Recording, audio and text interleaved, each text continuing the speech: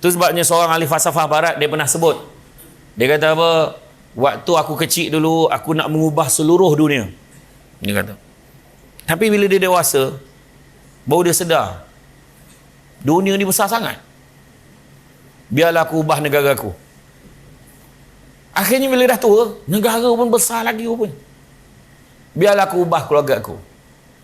Akhirnya bila dia dah berada di kamar kematian, dah nazak, dah nak mati sangat, dia tengok tak ada seorang pun dari keluarga dia boleh ubah. Dan barulah dia sedar, perhaps for the first time, dia kata, buat pertama kali barulah dia sedar dalam hidup dia, alangkah baiknya sebenarnya kalau aku ubah diri aku sendiri terlebih dahulu. Dengan mengubah diri sendiri, aku boleh jadi contoh yang baik, kan? Mungkin boleh dapat mengubah, mempengaruhi keluarga jadi baik. Keluarga yang baik dapat mempengaruhi masyarakat jadi baik. Masyarakat yang baik dapat mempengaruhi negeri menjadi baik, mempengaruhi negara, dan tak mustahil dapat mengubah seluruh dunia. Bermula dengan diri sendiri. Tu sebab anak-anak kita ikut perangai kita. Sebab apa? Dia ikut perangai ayah dia, yang elok tak elok semua dia ikut. Tanya anak, kenapa sekolah sini? Mak suruh. Kenapa hisap rokok? Ayah hisap. Nampak? Jawapan dia senang. Dia babi, ayah dulu kan, ayah saya dulu, tak habis cerita. Itulah, samalah. Wa ala alihi wa sahbihi ajma'in. Subhanaka la ilma lana illa ma 'allamtana innaka antal alimul hakim. Rabbi shrah li sadri wa yassir li amri wa hlul 'uqdatam min lisani yafqahu qawli. Alhamdulillah, syukur kepada Allah SWT, segala puji bagi Allah Tuhan sekalian alam. Salat dan salam ke atas junjungan besar Nabi Muhammad sallallahu alaihi wasallam.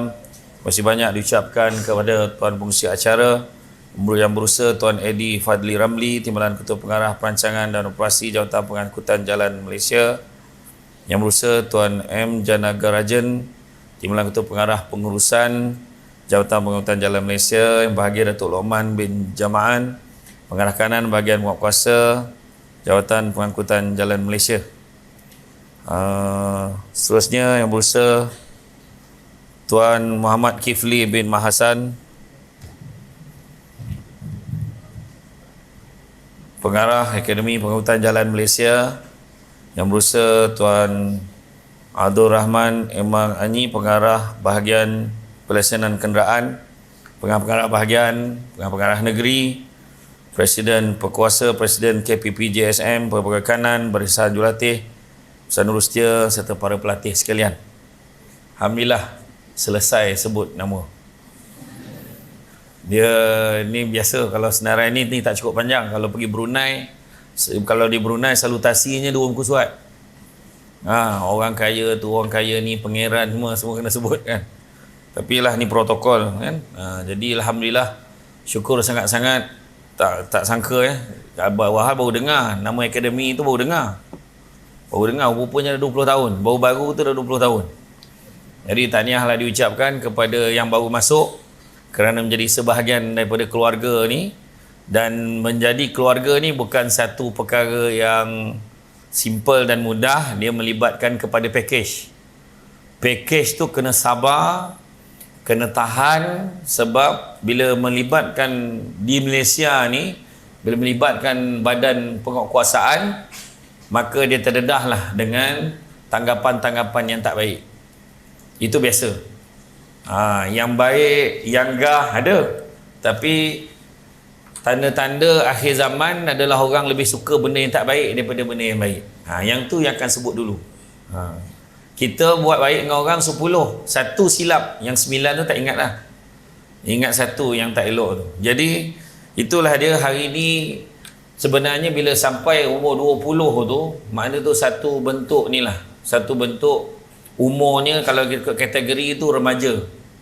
Remaja tu dalam proses membangun lagi. Membangun, dan masih lagi mungkin akan menemui pelbagai masalah, kesilapan, kan? Perkara-perkara yang boleh kita perbaiki, kita tambah baik daripada masa ke semasa. Itu dalam bahasa buku dia lah. Dalam bahasa buku dia. Tetapi walaupun demikian, bukan semua boleh capai sampai 20 tahun. Ada yang 5 tahun padam, tukar benda lain. 10 tahun tak ada, tak elok, tukar lagi jadi benda lain. Tapi kenapa Akademi Pengangkutan Jalan boleh bertahan sampai 20 tahun? Maknanya dianya relevan, ianya sesuai di dalam membentuk akhlak dan juga sikap disiplin ke arah menjadi anggota Jabatan Pengurutan Jalan yang boleh menyumbang kepada jabatan, organisasi, negeri, negara dan seterusnya, berkhidmat dengan sebaik mungkin. Jadi sebab apa saya boleh kata macam tu? Sebab saya sendiri pun dulu pernah bekerja dan di bawah saya pun ada 80 orang puak kuasa, dan bukan senang nak jaga puak kuasa ni, perangai macam-macam kan, dengan sikapnya. Walaupun disiplin telah diterapkan, tapi manusia takkan lari daripada buat salah dan silap. Macam orang yang bekerja kerajaan, jaga sektor kerajaan, jadi puak kuasa atau badan beruniform ni, kalaulah dia boleh pencen, itu satu pencapaian. Dia boleh bekerja sampai pencen, itu pencapaian sebenarnya. Bukan senang.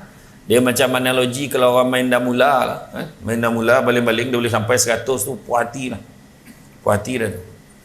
Dan saya teringat baru-baru ni ada seorang sahabat saya, ayahnya meninggal dunia. Ayahnya merupakan bekas polis pesara, dan bila bekas polis ni pesara, alhamdulillah bila tengok di rumahnya sangat biasa. Malahan kalau kategori setengah orang, kalau tengok rumah dia tu biasa sangat lah, tak adalah kata hebat sangat sampai 2 tingkat, sampaikan rumah tu mewah, kereta mewah dekat rumah dia, tak ada, memang tak ada. Dan akhirnya setelah dia meninggal dunia, anak-anaknya semua berjaya, seorang jadi pegawai, seorang jadi ini, seorang ni, dan rumah ni biasa, tak adalah kata mewah ni. Saya kata cerita, anak seorang kerja bank, yang seorang kerja di sektor kerajaan, yang seorang kerja swasta. Akhirnya keluarlah cerita yang baik setelah kematian dia, yang mana sepanjang hayat dia menjadi anggota polis, walaupun dia sampai bergelar pangkat dan dia dapat anugerah namanya Datuk, alhamdulillah rumahnya biasa, tak menggambarkan dia tu siapa. Apa yang penting sekali, sepanjang hayat dia tak pernah menerima duit-duit yang bukan-bukan. Dan sampaikan terkeluarlah cerita, pernah datang kontraktor Cina datang ke rumah dia nak renovate rumah dia, nak renovate pagar rumah dia saja, biar pagar tu jadi elok, dihalau je balik. Keluar cerita tu. Jadi itulah yang kita nak. Kita tak nak rumah siap pahat berbunyi, tapi yang kita nak, walaupun kita dah tak ada nama baik, kita cerita baik kita tetap segar dan bugar diceritakan oleh orang. Jadi untuk mengisi makna ni, mengisi makna kejayaan ni bukanlah satu perkara yang mudah benar. Dia lebih kepada kita nak mempertahankan kejayaan yang kita ada. Kita faham adanya cerita-cerita tak baik, itu biasa. Sebab kata orang, semalam tu ibarat cek tendang. Cek tendang ni tak ada nilai, lupakan saja. Esok pula ibarat wang tunai. Esok pula ibarat buku hutang, entah bayar entahkan tidak. Jangan mengharap sangat. Tetapi hari ini adalah ibarat wang tunai, maka gunakanlah ia sebaik-baiknya. Jadi pada semua rekrut pelatih yang ada pada hari ini, ingat, apa juga yang diceritakan orang itu tidak menggambarkan siapa kita sebenarnya. Apa juga yang diperburuk-burukkan oleh orang itu pedulikanlah. Oh, kau senang, besok kau kerja ni, biasalah duit tepi, tak. Itu cita-cita orang. Itu apa yang mungkin pernah berlaku pada orang lain. Kalau ikutkan, JPJ biasalah. Malaysia ni dia macam tu. Kalau seorang yang buat salah, dia ada satu istilah dalam bahasa Jawa tu disebut sebagai generalization. Macam tu. Pukul rata. Lain macam Jawa ni kan. Dia pukul rata. Seorang buat salah, semua sama. Seorang je buat salah, terima duit. Kan? Dia punya heboh. JPJ macam tu. Kau tak tahu ke? Memang tu lah kerjanya. Tu sebab dia boleh kaya raya, dia babit pula orang ni. Orang ni kaya pun salah pula kan. Tapi tu terang cakap lah untuk makluman semua. Tapi saya cakap ni jangan kecewa. Saya cakap ni jangan kecewa. Yang belakang ni dengar.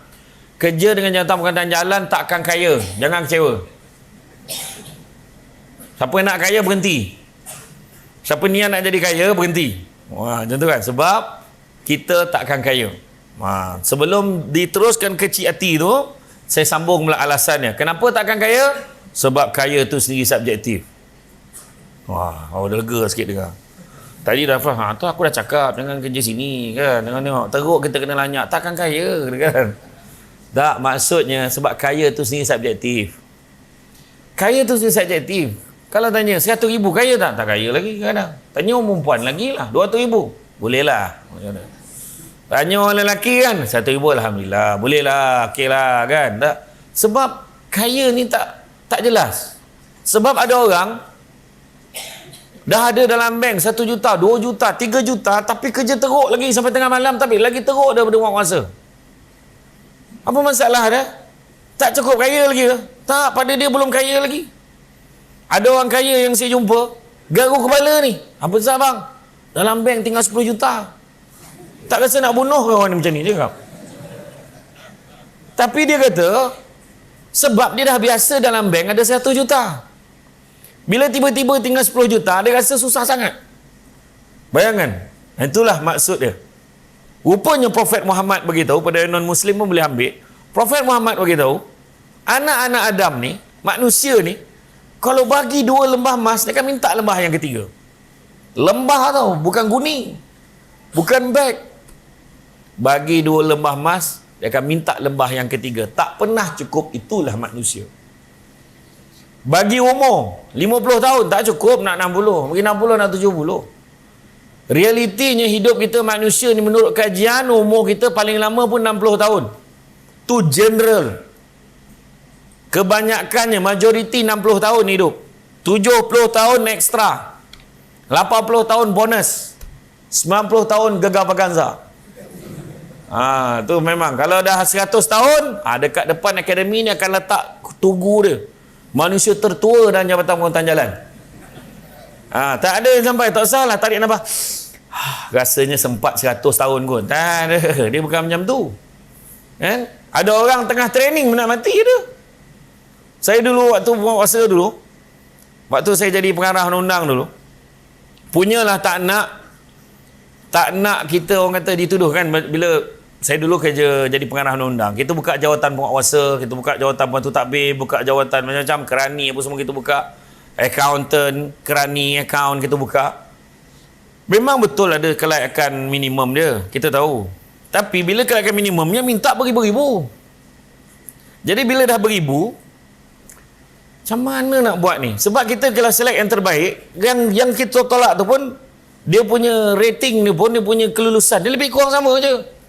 Ramai lagi yang sama bagus. Jadi kita tak nak buang macam tu. Kalau aku buang macam tu, pun sama, generalisation pun berlaku. Dah ada orang dalam yang tak dapat tu, yang tak dipanggil langsung. So apa yang kita buat? Semua jawatan, tak kira lah jawatan kerani ke, jawatan betul takbir, jawatan pejabat ke, semua kena lari kat Stadium Paroi. Lagi 2 round kat Stadium Paroi tu. Sebab kalau kita tengok masalah menurut HR, kalau kita tengok kajian, yang banyak baru bekerja bercuti, kebanyakan ni semua yang baru kerja. Baru kerja cuti, MC sakit, buah pinggang beralih, siku tercabut, macam-macam. Kan? Betul, kalau kita tengok orang-orang lama pula yang boleh kerja walaupun sakit datang kerja. Demam sikit-sikit dia kerja. Kalau dia ambil half day pun sebab pemeriksaan kesihatan. Tu je. Itu pun tengah hari masuk kerja. Budak-budak muda dapat pemeriksaan kesihatan, cuti terus hari. Beza, kita tengok attitude budak ketahanan dulu dengan sekarang. Beza.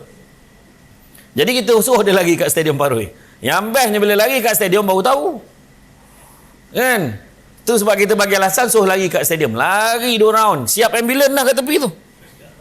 Ada yang seorang tu lari 1 round, round kedua dia sendiri masuk dalam ambulans tu.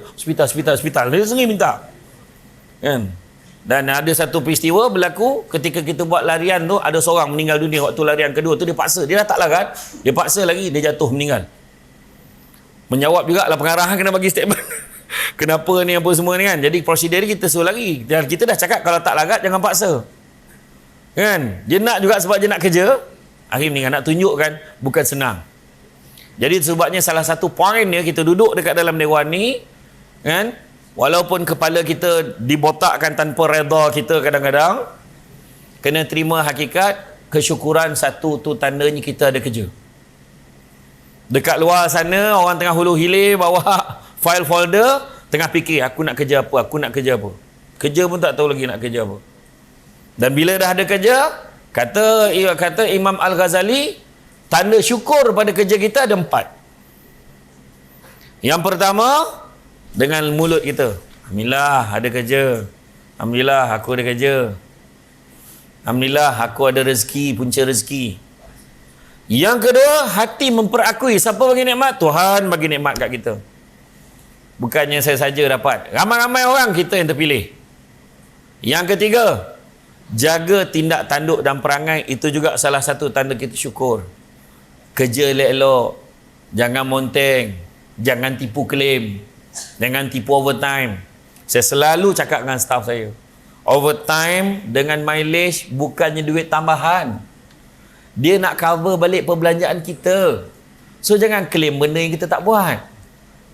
Macam kita kadang sakit hati tengok, kau punya claim tinggi overtime kau sampai 1,000 lebih overtime kau. Overtime 1,000 lebih, jahanam motor belih tu. Motor dia, orang kita, motor kita baru cantik lagi, motor dia dah jahanam. Macam-macam dah buat overhaul, servis semua buat dah. Sebab hantar surat jauh-jauh. Nak pula dulu masa saya jadi pengarah dulu, saya pengarah undang-undang nilai di Majlis Pembenaran Nilai. Nak hantar surat 1/9. Tak pening kepala. Kalau dia memang Majlis Pembenaran Seremban, tak apa. Allahu Akbar. Kesian tengok lah. Kerana menangkap-nangkup tidur waktu tengah hari tu. Kesian. Tapi itulah dia. Tu sebab kata tu bukan duit tambahan. So jaga tindak tanduk, jaga perangai. Dan yang keempat, tanda syukur adalah memelihara nikmat supaya tidak rosak. Maksudnya jangan buat perkara-perkara yang boleh menyebabkan kita kena buang daripada kerja kita. Jangan buat. The do and the don'ts kena jaga. Tak kira siapa, tak kira peringkat mana, tak kira umur kita dah berapa. Ini bila ada satu perkeliling yang disain, yang ditandatangani oleh ketua pengarah mulai berapa hari bulan. Semua staf hendaklah begini-begini. Tidak boleh begini. Hendaklah macam ni. Jangan pertikai sebab dia orang dah mesyuarat dulu sebelum keluar ke perkeliling tu. Dia dah bincang habis lah. So cuba buat dulu positif. Keluar surat tu, Allah susah betul macam-macam anaknya. Aduh, kenapalah time-time ni lah kena macam ni. Ada sebab. Ada satu lagi, korang yang muda-muda ni buatlah, akak dah nak pencen. Itu satu lagi ayat ni. Maknanya asyik tu je lah alasan kan. Tak ada mana dah. Tak ada pula dekat dalam perkeliling tu tulis, pada yang dah nak pencen sila abaikan notis ni, tak ada. Semua kena buat juga. Jadi dalam mengisi makna kejayaan, maka yang saya sebut di awal tadi, semua badan-badan uniform, anggota-anggota yang bertugas ni, semua terbabit dengan isu. Dia akan terdedah dengan isu integriti. Terdedah dengan isu integriti. Baik pengangkutan jalan, baik SPRM sendiri, baik PDRM, kan, angkatan maritim, kan, APMM, kan, termasuk juga perkhidmatan awam, penjawat awam, semua akan terbabit dengan isu integriti. Jadi perjuangan kita dalam mengisi makna kejayaan adalah membuktikan supaya kita dapat memperjelaskan kepada masyarakat betapa integriti ni dijaga. Persepsi memang betul. Tu sebabnya kita ada indeks persepsi rasuah. Dulu kita pernah berada pada tangga yang paling baik, kita berada pada tangga 49 dan 50 indeks persepsi rasuah seluruh dunia. Tapi sekarang kita dah jatuh ke tangga 64. Memang angka tu sangat membimbangkan. Cuma pada angka yang 50, tangga 50 dulu, dia punya penilaian dia 1/10 skala dia. Dan kita masa tu dapat markah kita 4.9, 4.8. Dan beza kita pada negara yang paling rendah sekali pada ketika itu, Zimbabwe, bezanya hanya beza dalam 2 point something. Jadi maknanya tak jauh pun daripada yang tangga paling bawah sekali dari segi indeks persepsi rasuah yang paling teruk. Tu sebabnya perjuangan kita adalah sama-sama. Kita tu nak cakap, alah kalau kita orang jaga betul-betul pun, masalahnya tu immigration macam mana, tu polis macam mana, kita jangan tuding pada yang lain. Yang tuding pada yang lain. Sebab dalam membuat perubahan ini, perubahan yang paling penting adalah kita kena mulakan dengan diri kita sendiri terlebih dahulu. Kita tunjuk orang sampai bila-bila tak selesai. Kan? Maknanya selesaikan di porak kita sendiri. Maknanya kawasan kita sendiri kita kena selesaikan. Kadang-kadang nak menunjukkan orang sampai bila tak sudah. Dia kata ni, dia kata ni, dia kata ni, dia kata ni. Macam cerita bangau, bangau. Kenapa bangau kurus? Ikan tak timbul. Kenapa ikan tak timbul? Rumput panjang. Kenapa rumput panjang? Kau baru tak makan. Kenapa kau baru tak makan? Sakit perut. Kenapa perut sakit? Makan nasi mentah. Kenapa nasi mentah? Kayu api basah apa pasal? Hujan. Hujan turun kenapa? Kata panggil kenapa? Nak menunjukkan bukan kawat, bukan latihan tauk je, tapi lagu tu pun dia orang hafal. Dahsyat tak dahsyat akademi? Kan, lagu pada tadika tu, ingat lagi, aku saja ya test tadi, bukan korot nak ingat kan. Tak, tapi nak tunjukkan, lagu tu daripada tadika mengajar tentang jangan sibuk menyalah kawan lain. Malahan yang mengulang tadi jawapan tadi, watak logik pun dia sebut lagi tu. Sejak bila hujan turun sebab kata panggil? Macam tu ke kau jawab kan? Kata panggil, hujan tu kan? Kan? Tapi binatang yang paling berintegriti dan beraccountability, paling bertanggungjawab sekali adalah ular. Dengan tegas dia mengulang 3 kali jawapannya, memang makanan aku. Memang makanan aku. Sambil merenung pada orang yang bertanya. Memang makanan aku. 3 kali dia jawab. Dan hujung tu jawapannya tu dah dipadamkan oleh Jabatan Arkib Negara. Iaitu, so what? Dia kata. Dia tanya. Dia tanya balik orang tak boleh jawab lah. Sebab bila mengaku, senang. Kita tu sebab kita kebertanggungjawaban tu penting. Sebab dalam isu-isu integriti ni kita kena ubah diri kita. Tu sebabnya seorang ahli falsafah barat dia pernah sebut. Dia kata apa? Waktu aku kecil dulu, aku nak mengubah seluruh dunia. Dia kata. Tapi bila dia dewasa, baru dia sedar. Dunia ni besar sangat. Biarlah aku ubah negara aku. Akhirnya bila dah tua, negara pun besar lagi pun. Biarlah aku ubah keluarga aku. Akhirnya bila dia dah berada di kamar kematian, dah nazak, dah nak mati sangat, dia tengok tak ada seorang pun dari keluarga dia boleh ubah. Dan barulah dia sedar, perhaps for the first time, dia kata. Buat pertama kali barulah dia sedar dalam hidup dia, alangkah baiknya sebenarnya kalau aku ubah diri aku sendiri terlebih dahulu. Dengan mengubah diri sendiri, aku boleh jadi contoh yang baik, kan? Mungkin boleh dapat mengubah, mempengaruhi keluarga jadi baik. Keluarga yang baik dapat mempengaruhi masyarakat jadi baik. Masyarakat yang baik dapat mempengaruhi negeri menjadi baik, mempengaruhi negara, dan tak mustahil dapat mengubah seluruh dunia. Bermula dengan diri sendiri. Tu sebab anak-anak kita ikut perangai kita. Sebab apa? Dia ikut perangai ayah dia, yang elok tak elok semua dia ikut. Tanya anak, kenapa sekolah sini? Mak suruh. Kenapa hisap rokok? Ayah hisap. Nampak? Jawapannya senang. Dia babi, ayah dulu kan, ayah saya dulu, tak habis cerita. Itulah, samalah. My dad dulu, cik. Semua cerita. Ayah saya, kalau ni, kepantangan saya, ayah. Seorang tu, mak. Sebab apa? Pengaruh daripada keluarga tu sebenarnya berdasarkan apa tindak tanduk dia. Itu sebabnya kalau kita nak sama yang baik, ajarlah yang baik-baik. Terutamanya yang paling penting adalah adab. Saya baru balik daripada Jakarta tu tadi, berbual tadi dengan Datuk semua tadi saya cakap tadi. Balik pada Jakarta, salah satu benda yang saya terkejut adalah tentang adab dan juga layanan orang Indonesia. Rasa jatuh hati dengan cara dia melayan tu. Kebetulan perempuan pula, kan? Itulah kebetulan.Atu cakap kebetulan tu tadi kan. Tapi memang dari segi hospitality, cara layan, bila kita tanya toilet tu, begini pak ya, terusnya saya tunjuk pintu toilet tu. Cuma dia tak masuk temankan cara kencing pun, nasib baik dia tak ajar. Punya bagus tak bagus. Ya Allahu Akbar. Dengan dia siap macam ni tu. Ui, saya kata, ini kalau nak dapat macam ni kat istana je biasa buat macam tu. Nampak cara layanan. Jadi sebab apa orang akan cerita tentang adab? Tu sebab Imam Malik kata biar ilmu cerita sikit tapi jangan tak ada adab. Sebab akhir-akhir ni kalau kita tengok petanda-petanda ni memang terlalu banyak. Rumah semakin besar, orang makin tak ada. Rumah makin besar, orang makin tak ada. Memang bukannya anak makin ramai. Anak banyak tu je, 5 orang, 6 orang, 7 orang, seorang-seorang keluar masuk asrama, masuk universiti. Perubatan semakin canggih, penyakit semakin banyak. 2 bulan lepas penyakit yang baru dikesan, sesemua tomato. Apa hal lama penyakit macam tu? Sesemua tomato. Tandanya sakit sendi dan demam menjangkiti warga emas dan juga kanak-kanak. Tu belum cerita lagi chikungunya, belum cerita lagi influenza A, B, C, penyakit tangan, kaki, kuku dan mulut. Dah tak ada nama dah. Sampai bagi tangan, kaki, kuku dan mulut. Tak lama masuk dagu, telinga, hidung, pusat, semua masuk dah. Agaknya lah punya banyak penyakit. Perubatan makin canggih, penyakit semakin banyak. Apa lagi? Air minuman semakin banyak jenis, air bersih semakin kurang.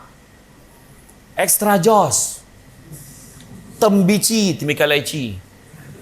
Air kat Sandakan baru ni saya pergi. Air Dracula. Dracula. Rupanya air sirap tu mencarau merah sirap tu. Mampu hirap budak-budak yang manis saya dengan Samsul Rarau masa tu pergi. Air Dracula. Tapi air bersih semakin kurang. Pangkat semakin tinggi, kearifan semakin kurang. Iya. Betul. Cuba tengok. Pangkat makin tinggi, kearifan makin kurang. Itu sebab kena buat, yang saya dengar-dengar lah, tu sebabnya ada raya tak lama lagi. Raya yang besar. Sebab dah makin ramai yang kearifan tu semakin kurang. Kena pilihlah yang arif-arif. Salah satu tanda akhir zaman, minta maaf cakap, Nabi kita, Prophet Muhammad sebut apa? Tanda-tanda akhir zaman salah satunya adalah urusan umum diberikan kepada mereka yang bodoh. Bayangkan. Urusan umum diberikan kepada mereka yang bodoh. Malahan, ni saya nak sentuh bukan cerita pasal politik apa tak. Ada ketua kampung yang dilantik dalam tempoh beberapa tahun kebelakangan ini. Ketua kampungnya jenis kena lapor di dekat balai polis 6 jam sekali tu.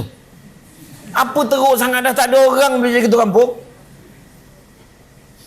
Ni cerita betul cerita ni.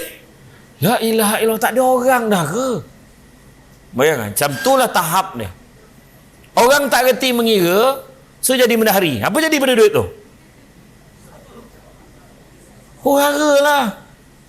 Macam contohlah bagi Samsul Debat jadi Menteri Kewangan, jahanam lah, tak boleh lah. Kalau bagi Samsul Debat jadi Menteri Undang-Undang ke, contoh, kan, adalah sikit kan. Ataupun jadi Menteri Penasihat Agama, bolehlah juga sikit-sikit. Ini janganlah, tak, contoh bagi orang yang memang background dia sesuai. Urusan umum diberikan kepada mereka yang jahil. Apa lagi?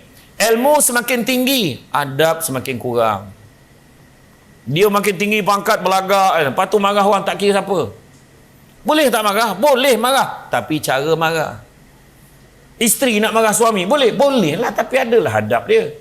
Ni mentak-entak mengguling-guling kat tengah orang ramai, apa pasal? Apa teruk sangat perempuan buat perangai macam tu? Orang perempuan ni kadang-kadang dia kena tahu, tak kisah mana agama sekalipun. Kalau tanya dengan Tuan Janagarajan ni, orang India lagi pula. Dia pandang suami dia macam Tuhan kalau tengok filem Tamil tu lah.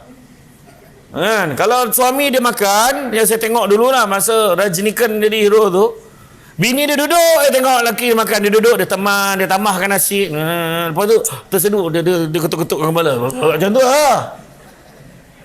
Itu yang moden. Ya, itu yang lama. Yang moden sikit, dia makan sama-sama dengan suami dia. Yang lagi moden, dia makan dulu daripada suami dia. So, Mr. Janagaran, dia punya wife macam mana? Dia makan dulu ke dia makan sama dengan you? Kan? Tak, tapi betul, adab semakin kurang. Tak kata beradab ni semua. Kalau orang perempuan, kalau nak apa-apa, kena minta elok-elok. Jangan marah-marah je. Dan anak-anak pula kita ada jawatan. Pangkat kita tinggi sikit, perempuan dan JPJ.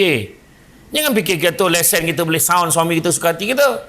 Ke kanan, pusing, pahal.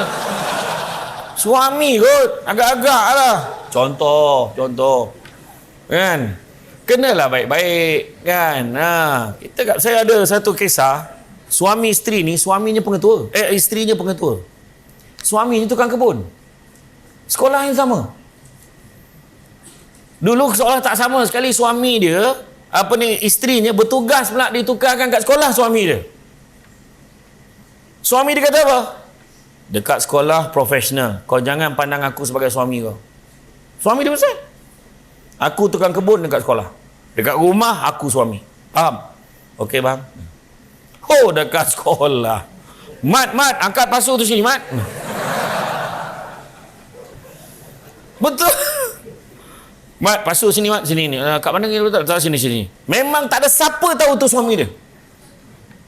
Tengok sini, Mat. Okey, dah. Nah, ada lagi apa, Mat? Tak ada apa-apa. Masih ya? Okey. Dekat rumah, abang, tak maaf tau tadi. Dan dia tak kisah sebab itu pemahaman profesional dia. Suami dia dah letak macam tu. Dia tak nak orang tahu. Itu betul. Faham tak? Tapi kita kat tempat kerja janganlah buat macam tu. Bukan semua suami boleh tahan macam tu. Tapi itu nak ceritakan tentang profesional. Jaga. Apa lagi?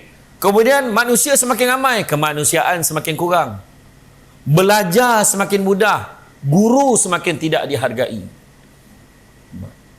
Teman, kalau kita tengok teman di dunia maya semakin ramai, media sosial. Tapi teman sejati makin tak ada.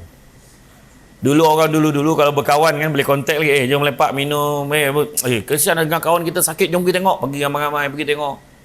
Sekarang dah kurang perkara tu. Semua hidup dengan dunia dia sendiri. Anak-anak kita cuba tengok, 24 jam zikir. Allah. Kalau lah main game tu zikir, dah ramai anak kita jadi wali dah, berjalan atas air. Sebab dia boleh tu. Dia punya berzuhud tu, makan tak makan tak apa, tak minum tak apa, main. Sedar-sedar dah 3 hari dia main.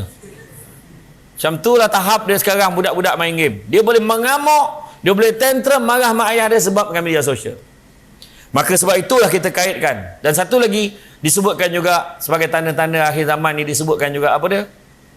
Media teknologi maklumat semakin canggih, fitnah dan aib semakin tersebar. Itu sebab hari ni mana-mana departmen, mana-mana organisasi, termasuk negara, mana-mana kerajaan yang mentadbir sekalipun, dia berdepan dengan satu isu yang paling besar, adalah isu netizen. Viral. Dulu JPJ kalau ada silap sikit, tak ada hal, kita boleh cover balik, kita ada ada borang khidmat pelanggan. So kita pun cuba settlekan tanpa perlu digembar-gemburkan dalam public, kepada public. Tapi hari ni sikit-sikit viral. Public datang ke kaunter JPJ mengamuk tu, tak share. Dia provoke. Wah, pegawai ni dah marah. Bila pegawai tu balas, yang tu viral. Dia cut elok-elok. Inilah dia sikap penyawat awam. Sedangkan kalau tengok video penuhnya, perangai yang maha iblis tu yang mula-mula datang. Terang cakap ni. Sebab saya tahu melayan public ni bukan senang. Lepas tu persepsi tu terus dia bagi, yang tak elok bagi dekat penyawat awam. Itulah yang kita kena hadapi. Apa-apa pun, macam saya kata tadi, kita tak boleh nak ubah public dengan semudah itu. Kita tak boleh nak ubah media, kita tak boleh nak ubah yang lain, tapi kita boleh ubah diri kita. Sentiasa jaga diri kita untuk jadi lagi baik. Sebagai contoh yang paling mudah, kita tengok aja Nabi Muhammad SAW, Prophet Muhammad. Bukan satu benda yang senang. Nak ubah satu dunia ni jadi baik. Bayangkan. Sampaikan Michael Hart, kita tengok, dia kata apa pasal Nabi kita? Dia kata memang manusia yang paling hebat, dia nak sangat bertemu dengan insan yang bernama Muhammad. Michael Hart, bukan Islam. Mahatma Gandhi kata, kalaulah manusia bernama Muhammad ni masih ada, tentulah kecelaruan dan kacau bilau dalam dunia ni takkan ada hari ni. Itu ayat yang diberikan oleh mereka yang bukan Islam kepada Prophet Muhammad. Tapi nak tunjukkan betapa seorang ni boleh buat perubahan. Macam tu jugalah kita. Kita tak usah tunjuk yang lain. Tunjuk satu jari, tunjuk ke orang, 4 jari lagi balik kat kita sendiri. Itu sebab kita kena ubah diri kita menjadi orang yang baik. Pertama, jadilah manusia yang jujur. Dalam mengisi makna kejayaan ni, pertama, jadilah manusia yang jujur. Ikut peraturan. Sebab begitu juga disebut oleh Nabi sebut dunia ini penjara bagi orang mukmin. Maksudnya penjara ni ada peraturan, ada undang-undang, bukan main belasah aja. Ada peraturan. Kalaulah tak ada peraturan, susah gitu. Makan, bukan semua benda boleh makan. Minum, bukan semua benda boleh minum. Cakap, bukan semua benda boleh cakap. Berjalan, bukan semua tempat kita boleh pergi. Contohlah bab makan. Daging yang paling sedap dalam dunia menurut kajian, apa daging paling sedap ni? Nombor 1 daging paling sedap sekali menurut kajian adalah daging manusia. Nombor 1. Dia cukup lembut, kenyal, tak liat sangat. Tapi janganlah cuba. Ni contoh. Tapi menurut kajian, daging manusia paling sedap sekali rupanya. Itu sebab puak cannibal tu, dia boleh makan daging manusia tu. Kawan-kawan dia dah mati tu, dia celebrate sebab boleh makan malam ni. Dia boleh makan daging orang tu. Hidup-hidup pun dia boleh makan. Itu sebab kita tengok kan, ada cerita-cerita tu bukannya cerita tipu, betul. Daging yang kedua, daging bab 1. Daging babi. Memang sedap. Daging yang ketiga, bab dan keempat seterusnya, barulah daging-daging lain. Cuma, pada orang Islam, daging nombor 1 dengan nombor 2 tu tak boleh. Pada yang agama lain, boleh makan yang kedua dan yang ke bawah. Tetapi, pada orang Islam, boleh makan tak? Boleh kalau darurat. Kalau dah tak ada pilihan. Berlaku dalam kes orang tu naik bot tengah laut, tak tahu nak buat apa dah, lapar sangat dah, nak makan, dia makan daging dia sikit. Ada, dia ambil daging tu dimakan. Betul? Nah, boleh. Sekadar untuk hidup aja.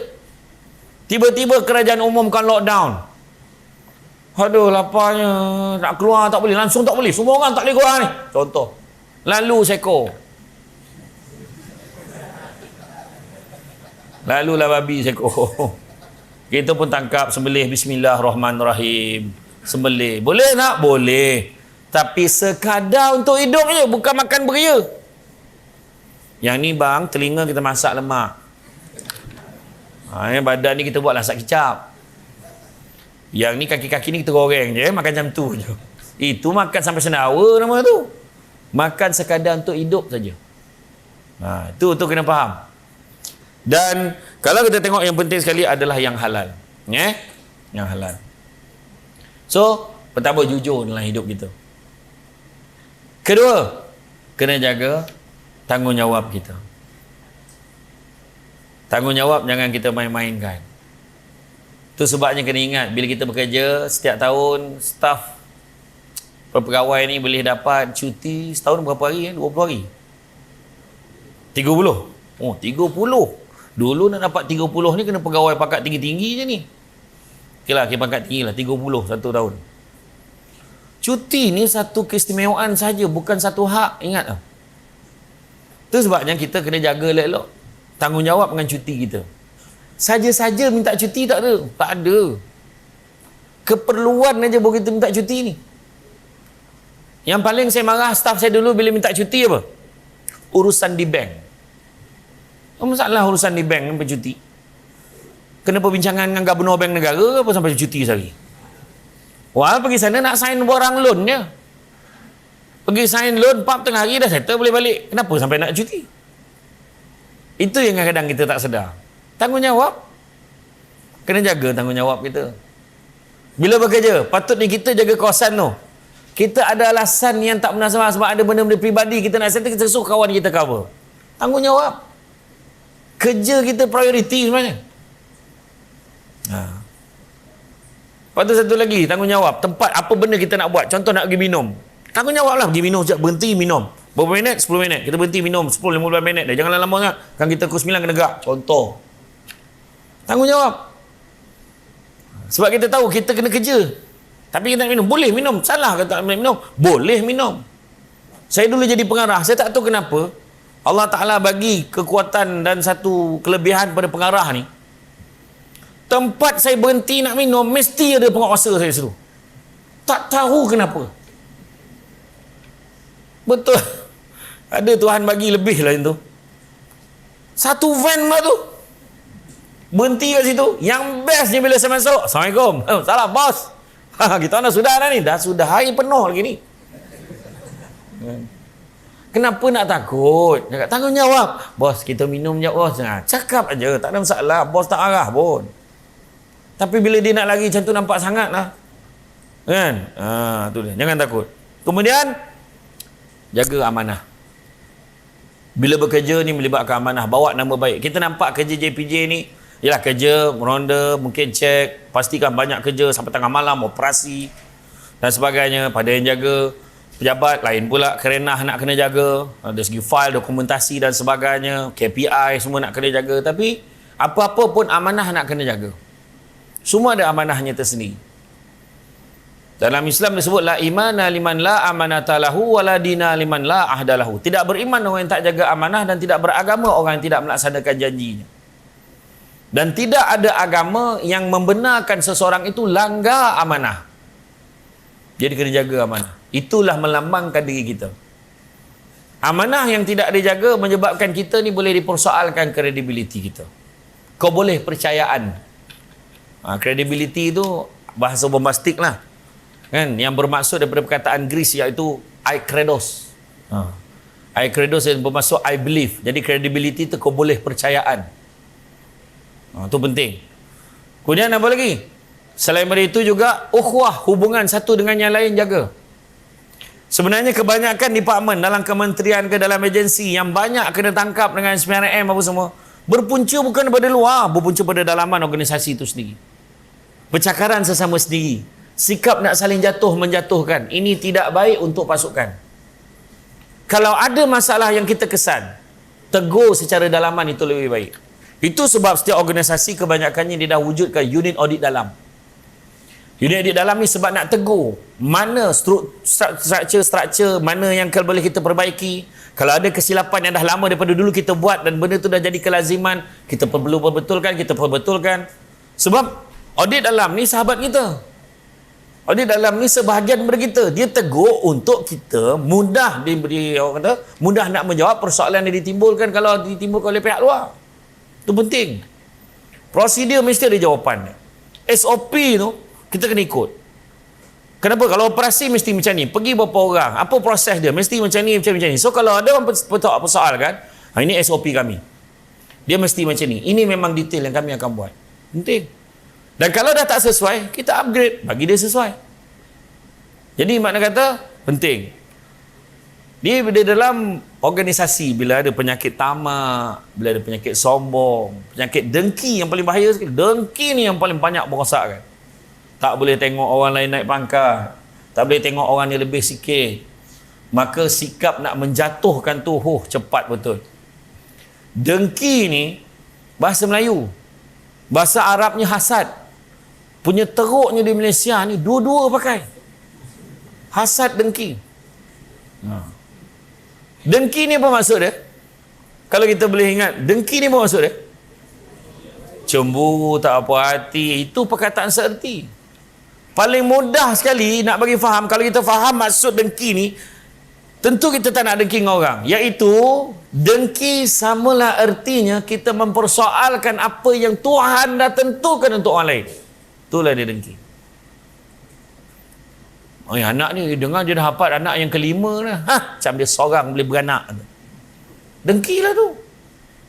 Dengar-dengar dia naik pangkat, dia tak layak pun. Macam mana dia boleh naik? Dengki.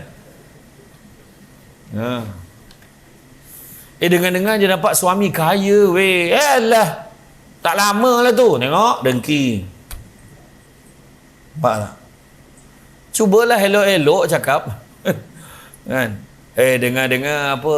Dengar-dengar dia naik pangkat ya ke? Oh, bolehlah jumpa dia minta tolong apa-apa besok, senang kan kawan kita juga. Settle. Anak dia 5, ya ke? Rajin betul dia beranak ya? Alhamdulillah murah rezeki dia. Iya, ada orang tu kerja ni, balik kerja tu dia. Balik kerja, tu lah. Assalamualaikum, salam, beranak kawan tu. Asal bagi salam, nyaut beranak. Assalamualaikum, salam, beranak. Waalaikumsalam, salam, beranak. Yang seorang tu tak payah bagi salam, tepuk nyamuk je, pap, beranak. Main faham, tak faham sudah. Budak-budak ramai lagi. Rambut pun tak tumbuh lagi. Gurau. Teringat pula masa universiti dulu Siapa yang daripada universiti 2 kali lah masa botak kepala Tapi sekarang yang terbaru ni tuan, saya pergi ceramah dekat saya tak sebutlah sekolah, nanti itu cerita lah. Sekolah asrama penuh sekarang, ada setengah sekolah yang elit ni tegur rambut pun tak boleh dah sang cikgu. Kena tata tertib, kena surat tunjuk sebab cikgu yang tegur anak budak tu. Rambut dia terkeluar macam tu, rambut dia macam ni tu. Kena tegur kan cikgu? Betul ke rambut ni, kenapa rambut panjang? Kena cikgu tu. Dan yang paling teruk, warden tak boleh lagi semak loker dia bawa apa barang. Apa pun teruk sekarang? Dia kata tu hak peribadi pelajar. La ilaha illallah, saya kata tutup elang sekolah ni, saya kata. Saya cakap depan mak bapak tu, saya cakap. Tutup elang sekolah ni. Punya teruk. Cikgu tu lagi lah. Hilang, orang kata mood cikgu tu, semangat dia nak mengajar tu. Sampaikan tegur sasiah budak pun tak boleh. Adab ni penting. Makan sirih berpinang tidak, pinang ada di Kota Melaka. Makan sirih menganyang tidak, tagah dek budi dengan bahasa. Kena jaga adab. Kalau mencari pokok berbuah, pucuk elobek, dahan berdaun. Kalau nak jadi insan bertuah, duduknya beradab, tagak bersantun. Samsul Umat bukannya ada pangkat apa pun lagi, tapi kenapa dia? Tanda-tanda orang baik ada 4. Tanda-tanda orang baik ni ada 4. Yang pertama, datangnya disambut, baliknya diiring. Tak ada ditanya-tanya, bila ada disebut-sebut. Abang macam ni, siapa yang ada ciri-ciri tu? Mana Samsul Umat ni tak sampai-sampai lagi, kan dia tanya tu. Mana tu? Tak ada ditanya-tanya. Bila ada dia suruh tengok dalam kursi majlis, berapa kali kita didatangi oleh insan yang terkenal. Konon lah tadi kan. Lepas tu apa lagi? Datang disambut, balik diiring, beria tu. Sebab adab, bukan sebab apa. Samsul Umat tak ada pangkat apa dulu, ialah pengarah. Dahsyat tu pengarah undang tu. 80 pok kuasa bawah saya dulu. Ada 10 belief, ada 10 mantu takbir, ada 2 PA, seorang India, seorang Melayu. PA Melayu Shima, PA India tu Yogis. Dua-dua jaga saya. Main-main. Masuk pejabat bertabik tu tadi. Saya pun tabik lah juga tadi. Kan? Walaupun bukan untuk saya kan. Tapi rupanya saya bertanya-tanya, dia ada lain. Tabik lain-lain macam. Askar lain. Polis lain. Macam tu. Ada tu lah yang tarik tu, Pak Pesam ada lah bawa. Tak tahu macam tu. Tak macam mana lah. Sampai kat poket tu di situ. Tak tahu pasal tu. Just sebab dia zip dengan poket tu tutup. Itu kan. Kan? Hanya, tak ada macam-macam lah. Saya itu saya saja je lah test saya punya PA tu. Yang Cima tu dah lama tak call kan. Saya saja call. Hello, Assalamualaikum Cima. Salam. Ya bos. Tolong cek besok saya ada meeting apa tak besok? Janganlah bos. Rindu saya nak kerja dengan bos ni. Bos dah lama dah tak kerja kan. Sebab tu je soalan yang selalu tanya dia. Besok ada meeting tak? Besok ada meeting apa tak? Banyak tak meeting besok sebenarnya? Rindu kerja. Tapi sebab adab, kita dilayan dengan baik. Betul je. Dan kita kena sesuaikan diri kita dengan keadaan. Kat mana biawak manjat, kat situ anjing menyalak. Kata-kata adat dulu, makna sesuaikan diri kita dengan keadaan tempat tu. Kalau kahwin dengan orang Johor, nak kena bayar tol, bayarlah. Dah adat macam tu. Jangan cakap ini semua adalah, ini semua zaman dulu. Tak. Adat tempat tu kena ikut. Kau nak kahwin dengan orang Johor, kau ikut adalah gagam kawan tu. Kawan tu Jawa, dia nak kenduri malam tu, dia ada apa? Dia ada malam, dia kenduri dia malam tu sekali, besok apa pun dia panggil tu. Apa gejobos, apa benda tak? Ada malam tu sekali, besok tu sekali. Dia malam, dia besok langsung tu sekali. Malam tu pun dah makan besar dah. Orang Jawa macam tu. Kena ikut dah, tak payahlah. Tak ada membazir dia, memang tu adat dia. Banyak cerita kau nak kahwin dengan orang tu, ikut je lah. Adab tempat tu kena ikut. Sesuaikan diri. Bak kata orang dulu, di kandang kambing kita, di kandang rimau kita, mengucap, tak ada mana mengaum dia. Kau ingat rimau tak kena kau siapa? Kau main ni ikut, yang itu janganlah kau ikut. Kau dah otak ke kandang rimau tu, kau cuba aum. Memang habis kepala kau, tak ada kepala dah. Gurau itu kan. Tapi tu sesuaikan diri kita dengan keadaan.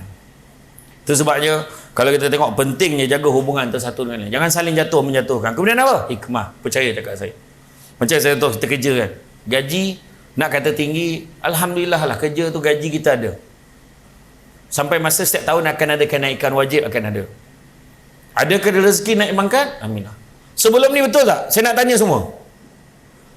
Minta-minta lah aku dapat kerja dekat JPJ ni. Betul tak dia cakap tu? Lepas tu ayat dia, aku kalau dapat ni tak ada fikir apa lah, janji dapat kerja. Kenapa nak kerja kerajaan? Ada 2 sebab. Terjamin. Apa yang terjaminnya? Boleh buat loan. La ilaha illallah. Cara fikir tu lah dia kalau kerja kerajaan. Kebanyakan. Tapi bila dah kerja, kita lupa yang kita niat tadi. Aku dapat kerja, jadilah. Lepas tu mulalah tak puas hati. Kenapa dia naik pangkat? Aku tak naik. Kenapa? Marah. Kenapa dia ni dapat anugerah khidmat cemerlang? Aku tak dapat. Apa sal? Apa bezanya kita? Pada dia. Kita ni apa weh? Kau lupa dulu. Kau cakap dapat kerja, jadilah. Kau yang niat yang tu. So kau tak dapat benda lain, kau tak kisah patutnya. Kita terlupa pada niat kita. Itu sebab saya kata tengok pada hikmah. Hikmah apa? Kerja rajin-rajin, kerja betul-betul, tapi balasan pada kerja kita tidak semestinya naik pangkat. Tidak semestinya dapat anugerah-anugerah tertentu. Tapi mungkin Tuhan bagi dalam bentuk yang berbeza. Tuhan bagi rezeki, dapat keluarga bahagia. Tuhan bagi rezeki, anak ramai. Tuhan bagi rezeki, isteri ramai. Contoh, Tuhan bagi rezeki mak ayah sihat. Tuhan bagi rezeki hubungan baik dengan mertua, itu rezeki juga. Tuhan bagi rezeki sihat tubuh badan. Ada orang umur 35 tahun dah komplit penyakit semua. Apa penyakit tak ada, semua ada dah. Umur 30 tahun go out, la ilaha illallah. Gaut. Go out kan. Makan ni tak boleh, tak boleh, ni tak boleh, ni tak boleh, tak boleh, tak boleh. Apa benda kau boleh makan? Pinggan ni lah kau makan. Semua benda tak boleh makan. Nah, sebenarnya itulah dia, isu dia hari ni, kita terlupa. Hikmah baca, 10 benda kita nak dalam dunia ni, Tuhan dah bagi 7. Kita sibuk persoalkan 3 yang kita tak dapat. Kita nak isteri, dah dapat isteri. Lupa dah, isteri tu nikmat dah yang kita nak. Nak anak, beranak dah. 7 anak. Tu sambil-sambil balik kerja tu. Belum betul-betul lagi. Kalau bersungguh tak tahu lah berapa ramai. Itu baru balik sambil-sambil kan. 7 nak. Tu baru gurau-gurau, belum betul-betul lagi. Bayangkan tu. Alhamdulillah. Nak kereta dulu. Ya Allah, punya riang dapat kereta Wira tu. Wira Aerobag. Belagak Aerobag hari ni. Kereta Wira je. Kenapa ada je tu? Awak kerja mana? JPJ je. Kenapa je? Sebab tak syukur. Lupa dulu kita macam mana excited nak benda tu. Dia tanya, loan dah lulus belum? Loan dah lulus belum? Nak rumah? Dapat rumah. Nak sangat duduk quarters? Dapat quarters.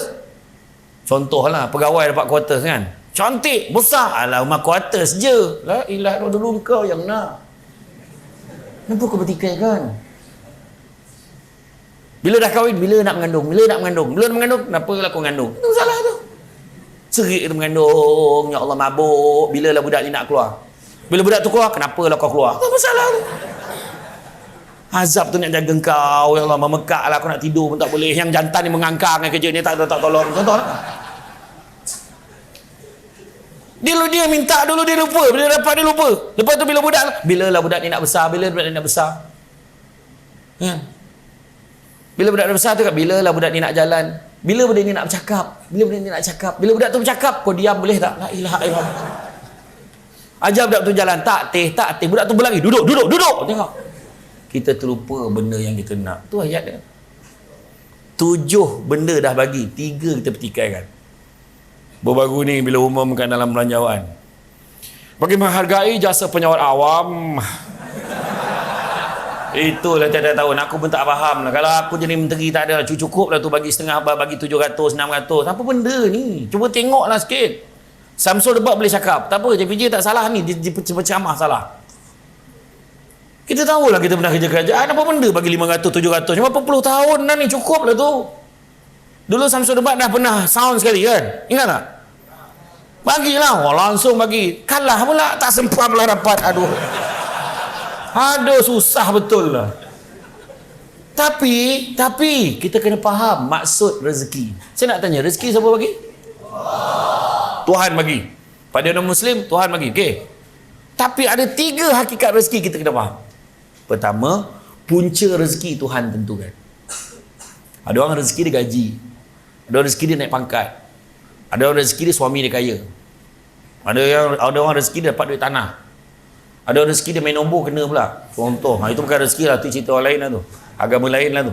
Kan? Ada orang punca rezeki dia mungkin makcik dia meninggal dunia, harta tu tak tahu turun dekat siapa, akhirnya dapat kat kita. Contohnya, punca Tuhan tentukan. Kedua, berapa kadar dia tu, Tuhan tentukan juga. Berapa banyak, sikit, banyak Tuhan tentukan.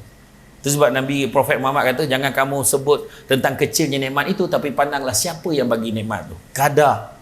Dan yang ketiga, bila dapat rezeki pun Tuhan tentukan. So, bila kerajaan umumkan dengan ini, dengan menghargai jasa penyawat awam, dengan diumumkan sektor kewangan sebanyak RM700. Aku pun tak faham siapa yang tepuk tangan tu. Macam dia yang dapat banyak tu. Yang tepuk tu kan dia yang dapat pun. Lepas tu, untuk Aidilfitri, umum siapa untuk kaya? 650 Oh? 600 ke 650? 600. Mana dia mengikuti lah tu. Tapi bila umum 700, kita tengok respon orang macam mana. Okey lah tu. Daripada dulu 500, naiklah sikit yang seorang tu. Yang seorang tu kalau setakat 700 baik tak payah yang seorang tu pula. Tapi yang seorang tu berlari terus pergi kat mesin ATM tu, cocok, tak ada pun, belum lagi baru umum. Sebab pada dia 700 tu besar, dia dah janji dengan anak dia nak belikan kasut baru, anak dia dah koyak, dia terfikir bila perlu kerajaan umum tu dia excited. Orang susah. Pada dia 700 tu besar. Bukan semua pangkat macam kita. Ada yang pangkat rendah, goja buruh, pembantuan pejabat. 700 tu alhamdulillah dah kat dia. Ada tu dah lah macam tu.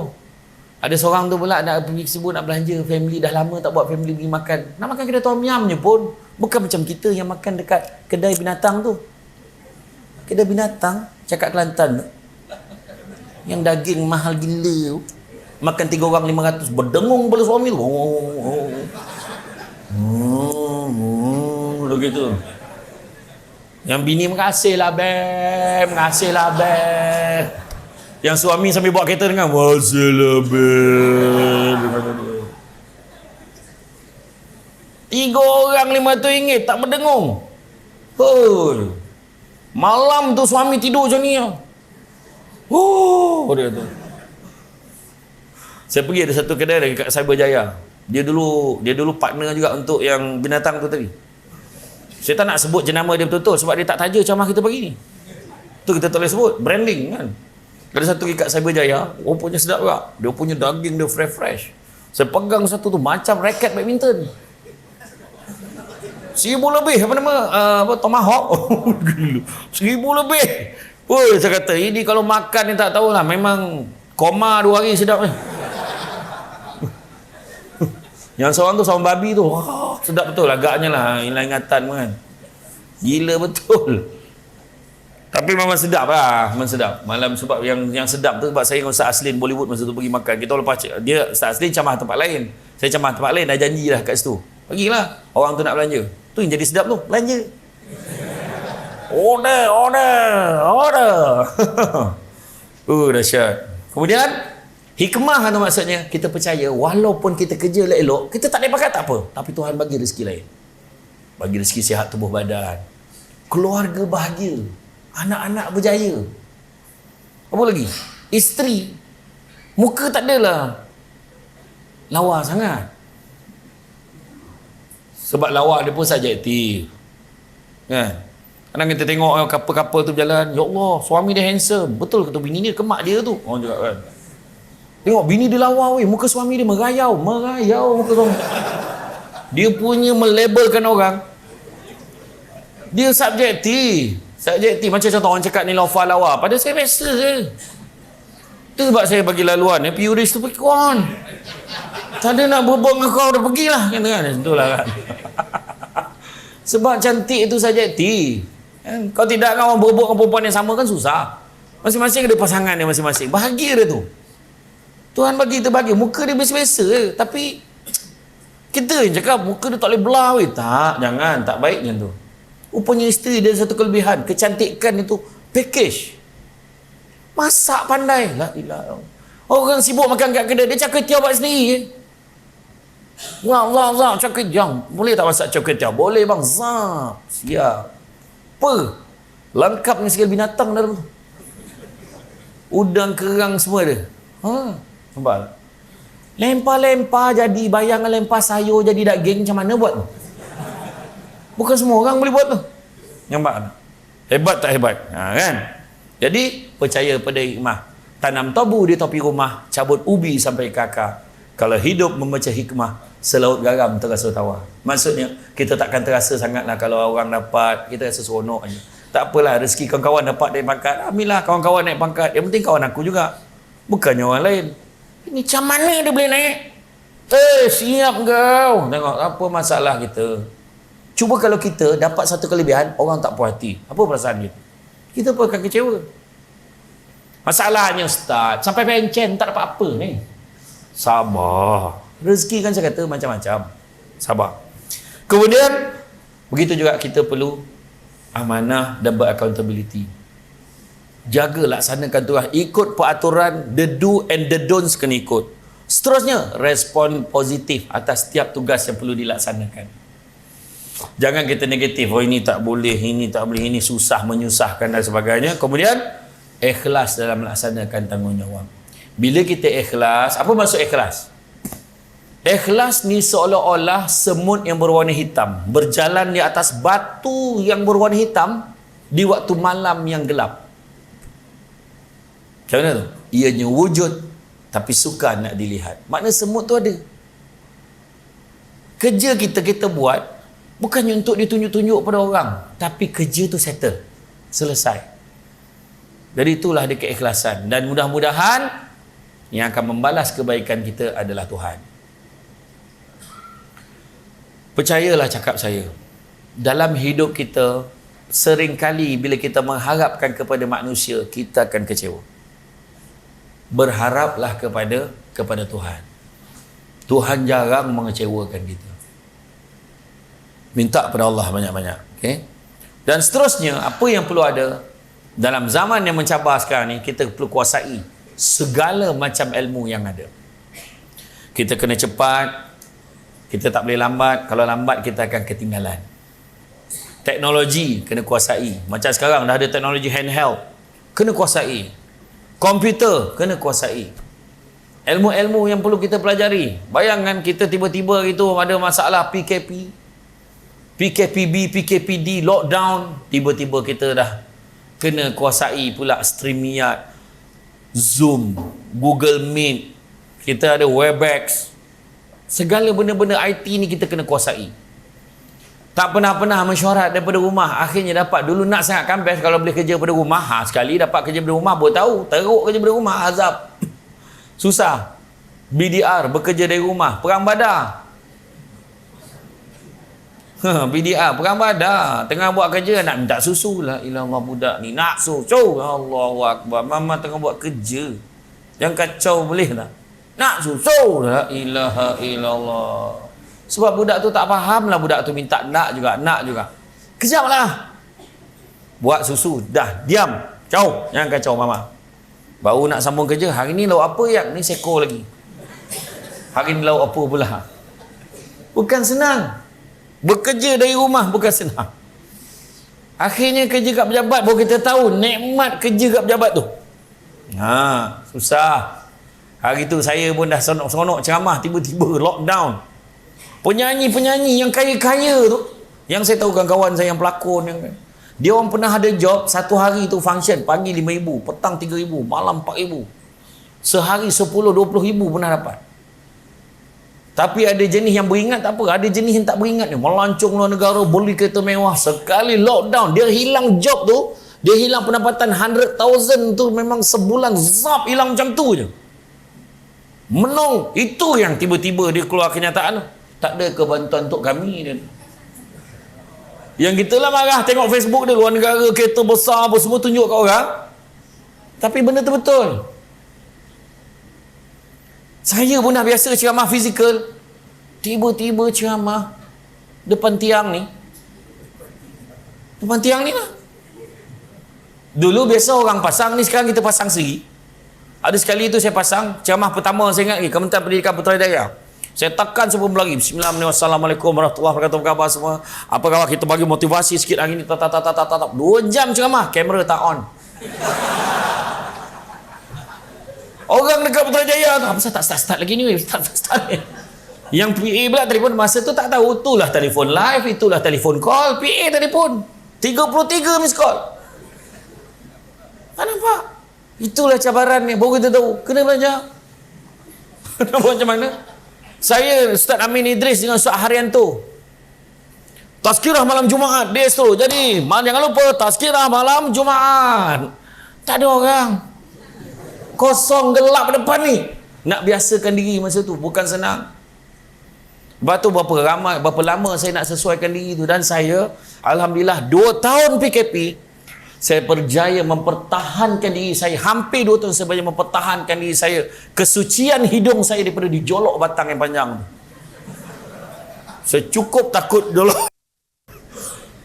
Ni bocor rahsia. Saya takut kena jolok hidung, yang swab test yang hidung tu. Saya takut betul. Saya tengok dekat dalam Instagram tu, ada budak Kelantan tu menggelupur-gelupur macam-macam. Apaan pula.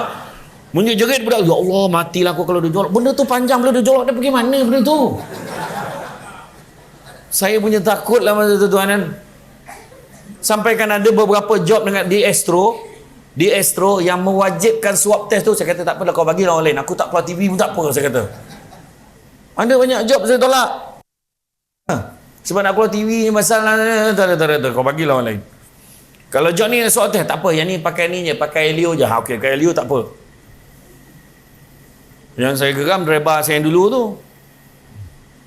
Kan Helio tu kita kena letak atau titik kan ni Helio dia titik kat yang panjang tu, tempat garisan tu. Habis kau nak baca kat mana? Bingai betul budak ni, kata kan. Budak tu pening punya, pening. Kejap dia kerja dengan saya, tak tahan. Driver saya ramai tak tahan dengan saya. Dia jawab berhenti. Mana nak tahan, hari-hari ceramah 3 kali sehari sama. 3 kali sehari ceramah. Lepas tu jauh-jauh lah tu. Sampai yang pening lah pagi tu, subuh tu budak tu. Memang pening budak tu. Kemudian nak sembahyang subuh tu, kau komat, Allah akbar, syahadu la ilaha illallah, alhamdulillah rabbil alamin, wahdahu la syarikalah. Apa benda kau? Pening tu dah, kau nak baca khutbah ke apa? Pening dah tu. 2 tahun saya tahan hidung saya tak kena jolok. Tapi akhirnya pada bulan Mac hari tu kena pergi umrah. Saya tak boleh helak. Kena jolok juga, tak ada ke cara lain. Ambil lah air paip, kau anggaplah tu. Kau anggaplah tu kan. Malam tu saya doa, ya Allah kau permudahkanlah urusan aku. Bukan permudah urusan pergi umrah ni yang jolok hidung tu. Naiklah kereta yang drive thru punya, yang boleh cepat dekat Semandu ada satu klinik. Hari ni pagi buat, malam boleh tahu result. Okeylah, pergilah. Dia kan 48 jam sebelum naik flight. Semua pergilah. Sampai kat sana ada nurse India tu, dia tunggu kat belakang tu. Okey, ni aku tengok rendah pula dia ni, dia jolok ni mau gadak sampai ke kepala aku dengan nanti kejap. Saya pun turun. Dia rendah je, kecil-kecil je. Saya pun turun. Dia jolok. Dia bagi taklimat dulu. Dia kalau kita sama masuk kan, dia macam tak selesa sikit. Dia kena sabar. Kau tak payahlah bagi taklimat, joloklah cepat. Ya Allah. Aku tengah takut malam tadi tak tidur ni, mikir nak jolok hidung ni.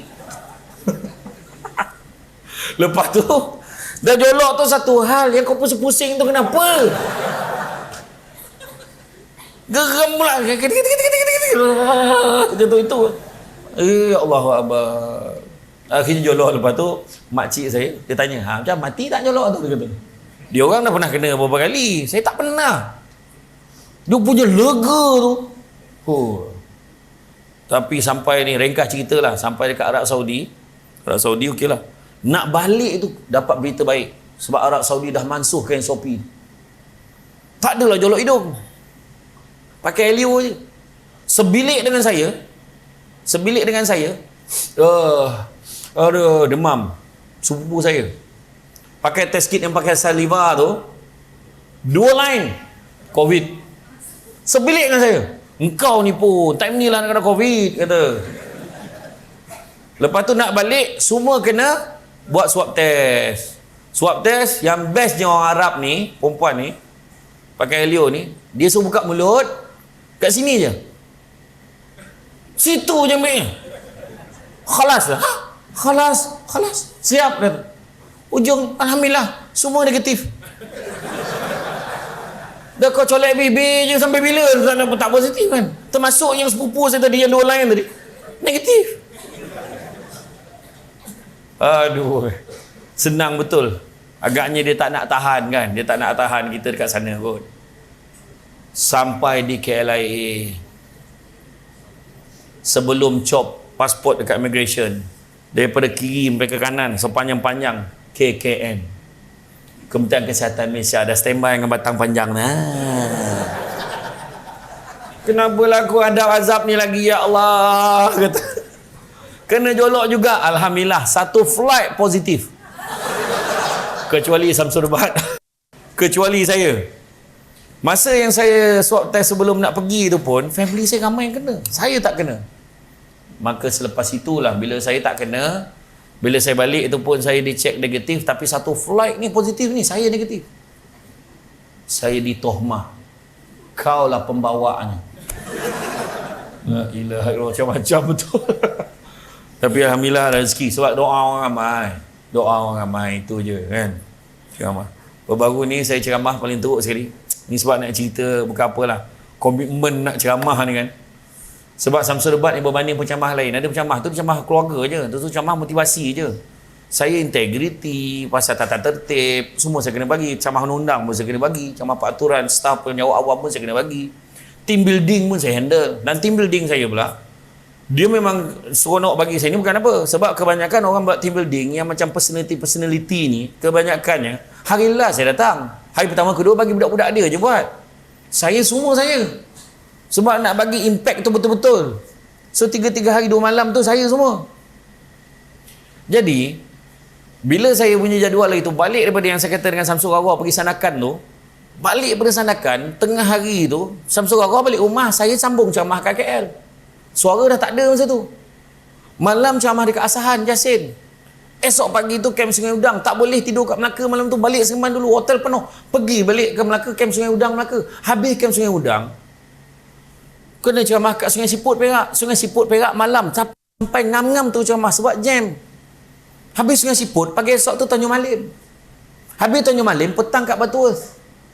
Naik jambatan, habis Batu Earth, malam tu kat Kulim. Habis kat Kulim, pagi esok tu Kota Baru. Naik, bukan naik flight, drive, ikut Greek. Macam-macam benda kat tepi pokok tu semua. Lambat sama datang, gila betul. Kaki tak ada, putih je. Sampai dekat Kelantan, pagi tu ceramah pukul 3 pagi sampai. Pagi tu dah ceramah kat mana? Hospital Kubang Kerian. Petang dekat Mahkamah Kelantan, malam kat Felda Aring Gua Musang. Habis Gua Musang pagi esok tu ceramah kat Mindef KL. Habis Mindef KL, tengah hari IMU, International Medical University. Habis IMU petang tu, malam tu dekat mana? Bahau. Lega dah Bahau tak? Pagi esok tu Pekan Pahang. Habis Pekan Pahang, petang tu malam tu Jelai. Lepas Jelai, esok tu langsung tu Kulai. 5 hari saya dapat cuti sebab influenza A. Dia cek tu sebab dia kata tanda-tanda tu ada. Dia kata, saya kata bagi je lah kuarantin tu lah doktor. Dapat saya rehat 5 hari. Suara tonsel bengkak ke kanan. Seminggu sebelum tu dia dah sah kerana tonsel tu, tapi bengkak je lah, tak adalah teruk sangat ni. Dua-dua bengkak. Kalau saya terus ceramah agak tonsel tu keluar lah sampai ceramah macam ni. Ya Allah, tak tahulah. Tapi itulah dia, buatlah. Apa yang kita boleh buat cara baik tu kita buatlah. Seterusnya, daripada cepat kuasai teknologi. Kedua, hadir. Kerja jangan ponteng, taat peraturan. Jangan saja-saja tak datang kerja. Ada peluang-peluang yang baik, majlis ilmu datang. Betul yang disebut tadi. Olahan dalam satu hadis kata, barang siapa yang mengikuti jalan-jalan ke majlis ilmu, maka Allah akan anugerahkan kepadanya jalan-jalan ke syurga. Amin. Mudah-mudahan. Jangan lupa hashtag pergi syurga balik hari. Hadir. Ketiga, jangan lupa, kita juga kena apply. Mana yang kita dengar, benda baik, buat dalam hidup kita. Kadang-kadang kalau kita tak apply itu, susah. Kita amal pun kita faham. Kalau kita tak amal, kita tak faham. Begitu juga mantapkan keupayaan kita. Mana yang kita lemah, kita improve. Sentiasa memperbaharui apa pengetahuan kita. Dulu kita tak pandai teknologi, akhirnya kita boleh kuasai teknologi.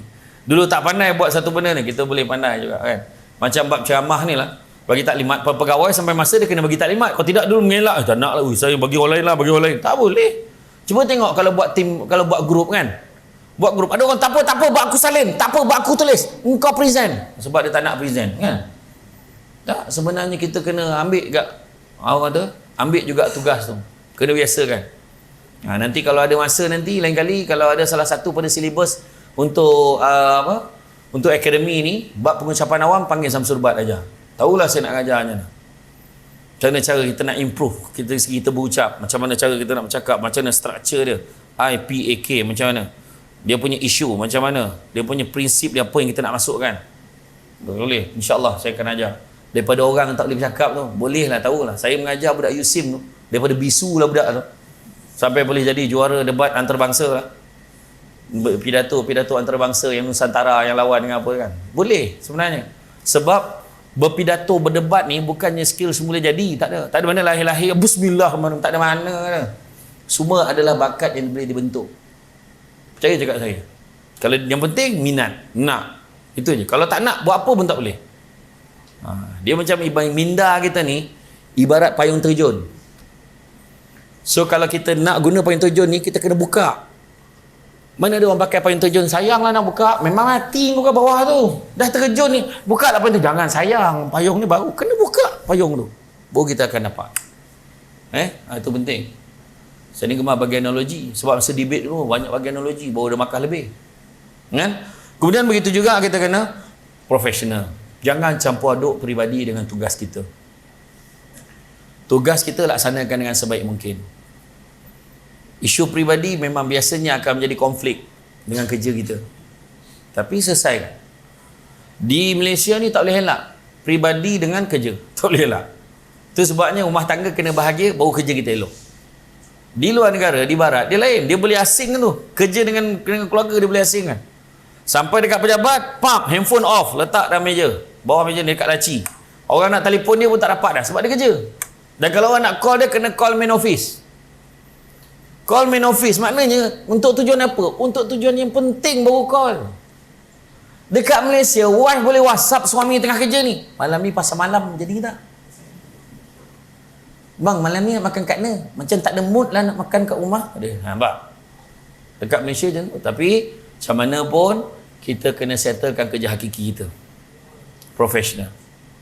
Kemudian iltizam, kesungguhan kita nak buat yang terbaik. Satu lagi kata-kata Prophet Muhammad, dia sebut apa? Tuhan sangat suka hambanya kalau berbuat satu amal pekerjaan diperbuat dengan keadaan yang baik, teliti dan sempurna. 3 ayat ni. Baik, teliti, sempurna. Jadi minta maaf lah cakap pada orang Islam khususnya. Minta maaf cakap. Jangan bagi alasan.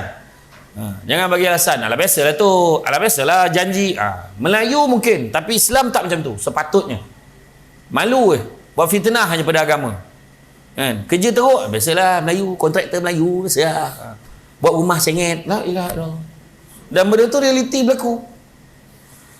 Itu sebabnya baik kita panggil kontraktor Cina, dia buat lagi bagus, kualiti, mahal sikit lah tapi puas hati. Kenapa ayat macam tu keluar? Sebab kontraktor Melayu, bukan kontraktor Islam. Kalau Islam, bagus. Kan? Walaupun dia Melayu beragama Islam, tapi kualiti Melayu dia tu lebih.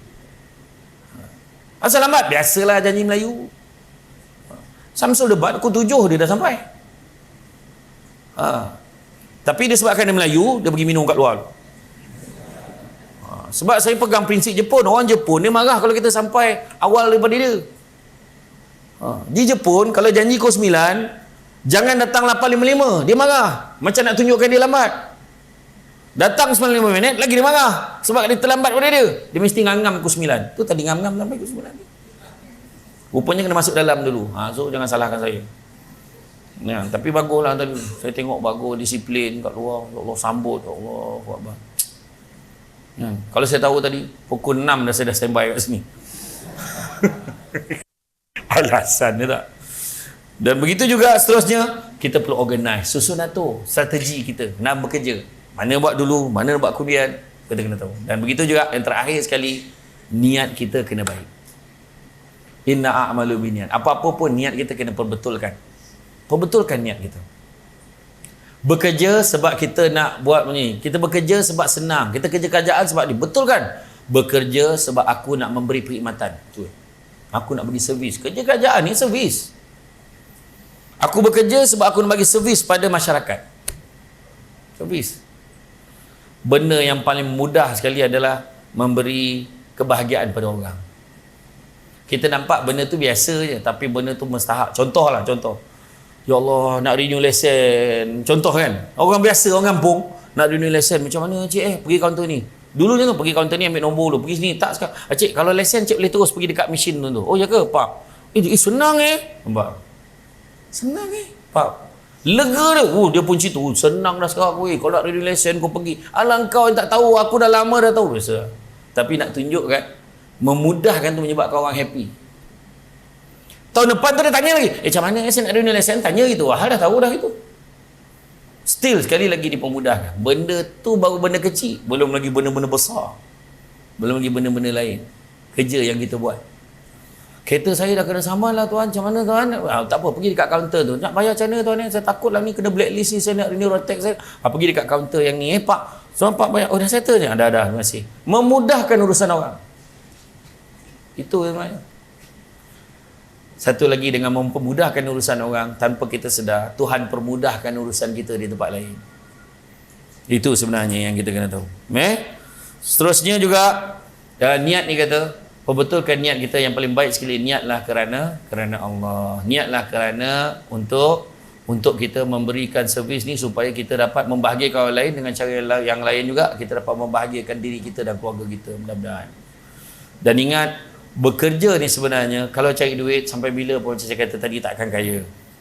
Tapi Nabi sebut, Prophet Muhammad juga sebut, carilah rezeki yang halal kerana yang halal itu cukup buat kamu. Cari yang halal kerana yang halal itu cukup buat kamu. Dan bagi menjawab persoalan kaya, Nabi Muhammad juga ada sebut, manusia yang paling kaya adalah manusia yang merasa cukup dengan apa yang dia ada. Maka semua orang boleh kaya, jangan risau. Rasa cukup, itulah kaya. Bang, abang tak nak kahwin lagi ke bang? Cukuplah engkau, aku dah azab ni. Kau nak suruh aku tambah seorang lagi? Cukuplah engkau membahagiakan aku, sudahlah. Macam tu. Kan? Ya ke bang, abang ni? Tapi kalau yang cakap tu bahaya tau. Yang tak cakap tu okey. Yang cakap tu bahaya gak. Kaulah satu-satunya Ruth Sahanaya. Kau sumber ilhamku manbai. Meletakkan kasih setinggi-tinggi kasih di puncak kasih Zanazim. Tiba-tiba dalam diam-diam cawangan baru dibuka. Wah, tiba-tiba amal tahu. Tak apalah, tu cerita-cerita lain lah. Jadi kejarlah tu. Sebab ada orang kaya yang saya jumpa. Saya ceramah kat rumah dia orang, jumpa bergaul dengan dia orang ni kan. Ustaz, saya tanya dia, tu agak rumah ni mahal agaknya tu. Tak adalah, masa saya beli dulu murah lagi Ustaz. Masa tu baru 4 juta. Aku salah tanya ke dia salah jawab? Tu cakap. Bayangkan tu. Masa PKPB, saya ceramah dekat PKRS, Shah Alam. Dia cakap kan, Ustaz, kalau nak beli rumah sekarang time dia Ustaz, tengah murah ni. Ya ke berapa? Dalam 1.3, 1.4. Kau hilang akal ke cakap dengan aku macam tu? 1.3 juta murah kat dia. Sebab dia dah biasa jual rumah 3-4 juta. Jadi pada dia tu murah. Ada satu datuk tu, dia bagi saya makan satu kopok tu. Ustaz, cuba Ustaz rasa, sedap tak kopok ni? Sedap lah kopok ni. Itulah tu. Itu yang orang rumah saya cakap sedap tu, yang kita orang beli kilang tu. Lah, kenapa lah kau beli kilang dia? Kalau sedap, belilah kopok tu banyak, bagi semua orang rasa. Tak, dia beli kilang tu. Tapi itu bukan makna dia belagak. Tapi itulah nak beritahu, orang kaya ni, lain bahasa kaya dengan miskin dia tu. Jadi itulah yang kita sebut, manusia yang paling kaya adalah manusia yang merasa cukup dengan apa yang dia ada. Dan sebagai penutup, macam saya kata tadi, kejarlah keberkatan rezeki. Itu lebih baik. Apa tanda keberkatan rezeki? Ada 7. Pertama, sikit rasa cukup, banyak boleh kongsi. Sikit cukup, banyak siap boleh kongsi, itu boleh sedekah, boleh tolong orang. Itu berkat. Orang yang tak berkat rezeki, sikitnya tak cukup, banyaknya pula tak pernah puas. Ibarat meminum selautan air tapi dahaganya tak pernah hilang. Itu pertama. Yang kedua, tanda keberkatan rezeki, rumah tangga aman, bahagia dan tentram. Biasalah ada masalah suami isteri, cemburu, marah, gaduh sikit, tapi boleh settle. Itu bahagia. Suami sibuk-sibuk macam mana pun dengan uniform JPJ dia ni, balik tak pernah tangan kosong. Ada je, sayang, hari ni abang buat balik kuih kegemaran ni, tanda kasih sayang kita. Kuih apa tu? Kuih couple. Ada ke kuih couple? Ada. Cuba tengok. Kuih cakui. Kan couple kuih tu. Kan? Melekat kuih tu kan. Contoh. Nampak bahagia. Makan sama-sama, minum sama-sama. Bahagia. Tu sebab orang tua-tua dulu-dulu sibuk. Pak ni malam mesti makan sama. Penceramah pun tak dapat macam tu. Aduh, ni 4 hari. Pening bela ni. Ini pagi ni maka petang Johor. Macam-macam daerah pergi. Tak balik 4 hari. Aduh, dah lah semalam berbalik dari Jakarta. Kan antara rintangan ni kan, ada apa buat. Rumah tangga bahagia. Yang ketiga, tanda keberkatan rezeki, anak-anak berjaya dalam bidang masing-masing. Mungkin dalam akademik, mungkin dalam kemahiran, mungkin juga dalam kehidupan. Ya. Anak-anak ambil 10 subjek dapat 13 A. Pecahan tak wajar macam mana tu? Berlebih pula A. Habis dicampur daripada darjah 6, darjah tingkatan 3 semua dicampur ni. Maknanya berjaya. Penyejuk mata, penyejuk hati. Anak-anak kalau bagus lah, sejuk apa? Tengok perempuan sejuk perut. Sejuk hati. Sejuk perut tu kombung tu. Itu sejuk perut tu. Yang keempat, apabila suasana tempat kerja, suasana dalam masyarakat, kita senang dengan orang dan orang senang dengan kita. Itu tanda berkat rezeki. Kelima, mudah melaksanakan perintah Tuhan. Nak semayang senang, buat benda baik senang, nak sedekah senang, nak tolong orang lain senang, kerja senang. Itu tanda keberkatan rezeki juga. Nak buat benda baik senang. Yang keenam, apabila ada ramai orang yang suka menziarahi rumah kita. Ada je orang datang rumah, itu pun tanda keberkatan rezeki. Itu tak termasuk yang tin Shopee, tu tak termasuk. Sebab tu kau yang order. Kan? Ni makna orang ziarah, saudara mara datang, kita jamu makan, itu tanda keberkatan rezeki. Dan yang ketujuh, tanda keberkatan rezeki adalah apabila doa kita mudah dimakbulkan oleh Tuhan. Jadi nilaikan sendiri. Nanti besok bila bekerja, kepada terutamanya pada pelatih-pelatih, tengok bila dah bekerja nanti, tengok 7-7 ni ukuran dia. Jadi kita rumah tangga kita bahagia, anak kita pun senang, semua okey, anak-anak berjaya rizak dia, maka itulah kebahagiaan yang sebenar-benarnya. Ya? Itulah dia keberkatan rezeki yang perlu kita kejar di dalam kita bekerja. Apa-apa pun di dalam satu jabatan, jagalah diri baik-baik, jaga nama organisasi, jaga. Sebab seorang yang mencalakan nama, reputasi, nama baik, satu organisasi akan tercemar. Dia bukan meninggalkan luka yang sedikit, tapi meninggalkan luka yang mendalam. Terutamanya kritikan netizen yang lidahnya tak bertulang. Dia akan balun, bagi, berminggu-minggu dia akan bagi, selagi mana tak ada isu baru. Sebab tolong jaga baik-baik, bekerjalah bersama-sama, ibarat berdiri sama tinggi, duduk sama rendah, kata sama seia, lenggang sama seayun, ke bukit sama didaki, lurah sama turuni, melompek sama patah, terjun sama basah, beban borek sama dipukul, beban ringan sama dijinjing, sekampung ya salaman, seaib ya semalu, malu seorang malu semua, dapet seorang dapet semua, mendapet sama laba, cicir sama rugi, hati gajah sama dilapah, hati kuman sama dilapah, sama dicicah. Maksudnya semua manusia, kita ni dalam organisasi mesti saling bekerja sama supaya kita dapat sama-sama naikkan nama organisasi. Itu yang penting. Terus saya fikir negatif-negatif ni, fikir nak bawa benda-benda positif, nak naikkan nama organisasi kita bersama-sama. Kalau dulu yang dah tercalak, lupakan.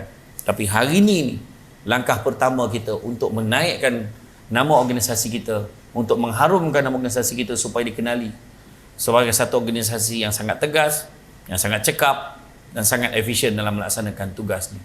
Biar apa pun dia orang kata. Itu sebabnya disebut oleh ahli falsafah tu, gantunglah cita-citamu itu tinggi di atas langit, kerana kalau dia jatuh, dia akan jatuh di atas gunung masih lagi tinggi. Tapi jangan digantung cita-citamu itu di atas busut, kerana kalau dia jatuh, dia akan jatuh menjunam ke dasar lautan.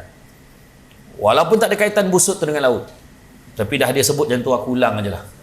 Maknanya target kita biar tinggi, berjaya. Macam saya dulu masuk pidato kan, saya masuk pidato peringkat kelayakan buat sekolah menengah Batu Kikir. Tapi saya kata, saya target nak Johan kebangsaan. Dia kata, kau ni agak-agak lah, menanglah sini dulu, dia kata. Tak, target memang tinggi. Akhirnya saya berjaya sampai champion kebangsaan. Masuk debat, saya mesti target champion. Tak ada masuk, kita dapat masuk semi jadilah. No, nak champion. Itu sebab saya dalam debat diraja, dekat universiti, saya dapat gelaran, merangkul gelaran best speaker, top rank best speaker Malaysia tahun 2000, 2001, 2002, 3 tahun turut saya pegang. Saya masa tu wakil UiTM je. Tapi kita berjaya. Kita boleh lawan tim yang hebat-hebat. Kita jadi juara, debat diraja. Semua pertandingan tu saya dah menang. Tu sebab masa final year dekat universiti, saya dah mengumumkan bersara. Satu-satunya universiti, saya bila dah juara semua, final year tu saya bersara. Sebab saya dah menang semua. Saya bukan nak menang tu banyak kali.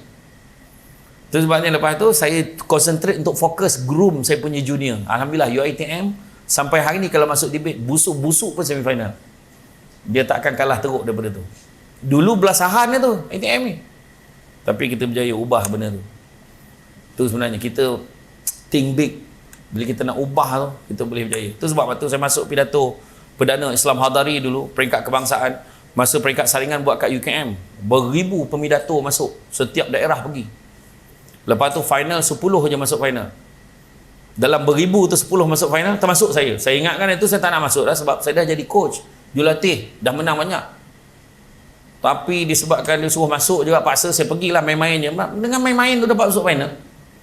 Masuk final matilah aku. Masuk final tu lagi risau sebab apa-apanya saya kalah. Anak-anak murid saya mesti cakap, lah, dia pun kalah nak ajar kita.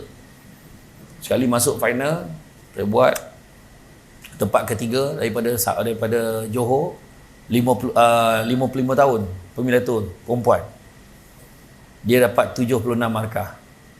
Nombor 2 daripada Sabah, Jaim Atuh, sahabat saya, geng belia tu, 77 markah. 76, 77. Saya juara 95 markah. Mana nak tunjuk? Tak. Bukan nak tunjuk apa, nak tunjuk kita bila kita buat tu, kita kena bagi betul-betul standard kita tu. Jangan kita alah janji boleh. Tak boleh, kena buat betul-betul. Baru kita puas hati, kalah pun puas hati. Itu sebenarnya. Tu sebab dulu waktu saya berdebat pidato tu, dia orang tak panggil saya Samsul lagi masa tu. Dia panggil saya Acoy. UiTM dulu memang Samsul ni kebanyakan orang panggil Acoy kan. Dulu dia, lawan tim Acoy habis lah. Dia orang nampak saya, dia takut dah. Dia tahu kalau saya jadi third speaker memang siap lah. Tiga-tiga tu, sebab perdebat ketiga dia bangun yang last, dia boleh bidas tiga-tiga sekali. Yang lawan belah sana simpanan dia tak boleh bidas, dia tak cakap kan. Memang saya dulu enjoy betul. Tapi satu lah, nak jadi orang macam tu, bahan bacaan kena strong. Saya sampai hari ni tuan saya nasihatkanlah semua pegawai, you all kalau nak improve diri kita kena ada bahan bacaan kita. Masalah bahan bacaan orang sekarang WhatsApp yang baca ni kan. Saya sampai sekarang tuan, saya baca apa tau? Saya baca Dewan Masyarakat. Dewan Masyarakat sampai sekarang langgan baru dalam RM60 dia setahun. Dia hantar kat pejabat kita kan, kita pun baca. Sebab yang bagus pasal Dewan Masyarakat ni, kita tak jadi fanatik satu benda tau. Kita baca tu kita faham, oh yang ni macam ni rupanya isu ni macam ni. Contoh pilihan raya, dia beritahu kenapa kawasan ni kalah, apa trend pemilihan, macam tu. Kita tahu, macam ni, masyarakat macam ni. Anak-anak muda suka macam mana, yang ni macam mana. Kita faham, macam tu rupanya. Dari segi macam tragedi tanah runtuh yang dulu kan, yang berlaku kat Bukit Antarabangsa, rupanya dia ada satu keluaran tu, Geruh di Tanah Lereng. Dia tunjukkan statistik kes tanah runtuh ni beratus-ratus kes sebelum Highland Towers lagi. Banyak daripada dulu, ada fakta. Lepas tu Jirat 5 bintang, ada satu keluaran tu, Jirat 5 bintang. Rupanya kubur-kubur yang dekat Jirat Cina tu berapa mahal tu, ada package deluxe, ada package supreme. Patutlah cerita Piramli yang Cina tu mati pun susah pun pegang bendera, dia kata kan. Rupa-rupanya tanam kucing pun dengan anjing pun ada yang package 10-15 ribu.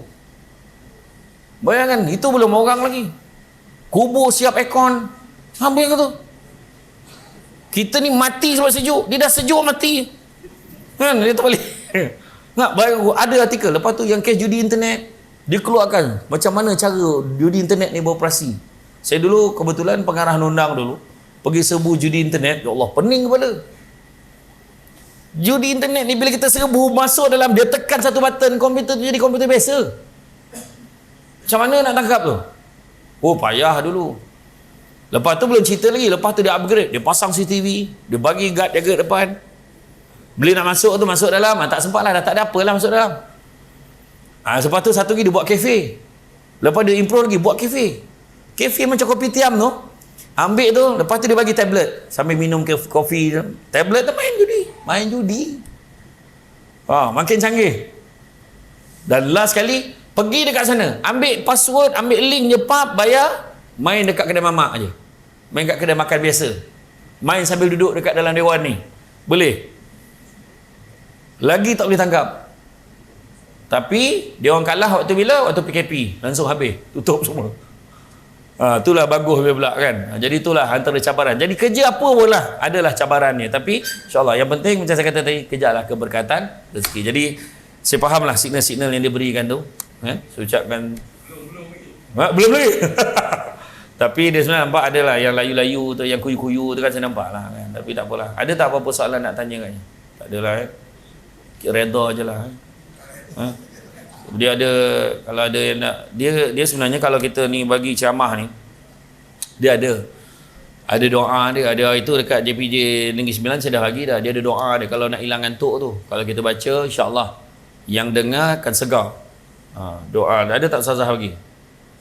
Belum ada lagi. Dalam sepanjang latihan ni boleh dapat lagi doa tak? Ada tak? Ada tak? Doa tu kalau kita baca buat presentation, kita baca doa tu hilang ngantuk. Pernah tak?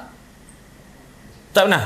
Dia doa dia senang je. Wabil lahil taufik wal hidayah. Wassalamualaikum warahmatullahi wabarakatuh. InsyaAllah hilang ngantuk.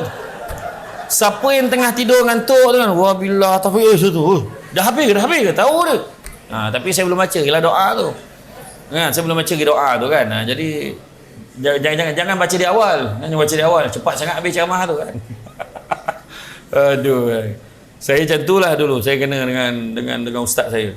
Antara ustaz saya itulah Menteri Agama. Menteri Agama sekarang, Datuk Idris. Ustaz Idris Ahmad. Dulu dia mengajar saya di UiTM. Dia pernah suruh kita orang apa? Cari mana ayat ni?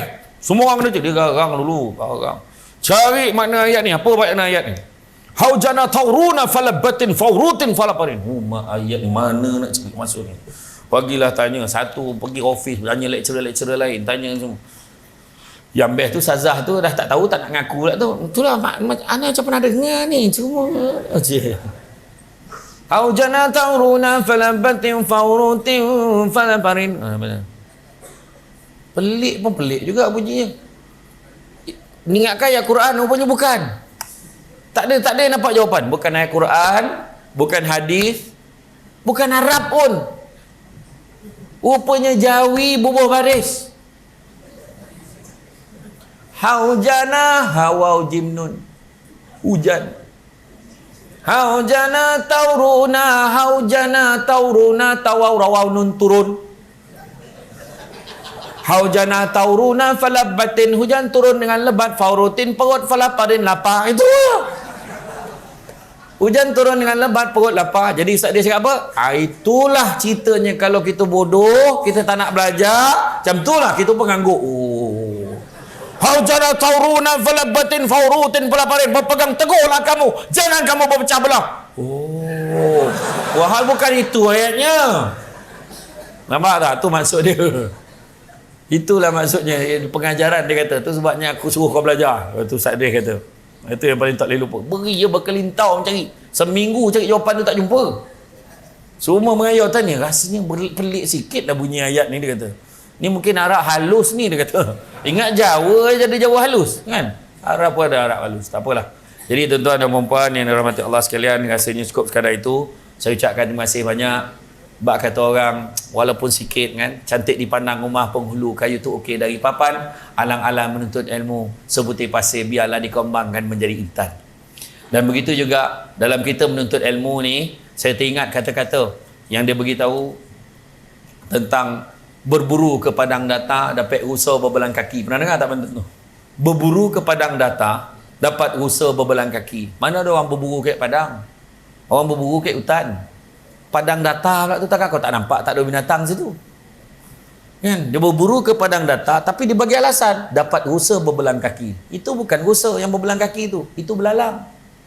Tapi nak menyedapkan hati, dapatlah rusa seekor. Rusa tapi rusa belang kaki lah. Itu nak sedapkan hati sendiri, dah tak dapat. Nak sedapkan hati sendiri. Dan maksud pantun tu adalah kalau berguru ke palang ajar, tak berguru betul-betul, ibarat bunga kembang tak jadi. Jadi ingatlah, mana pesanan-pesanan pelatih yang jurulatih yang mengajar dekat sini, ikutlah. Kan? Pokok sena tepi sempadan, anak tupai menumpang lalu. Bercerai nyawa dari badan, barulah putus petua guru. Selagi hidup, kena ikut. Ya? Datang dari Padang Keladi, singgah sekejap di Tanjung Karang.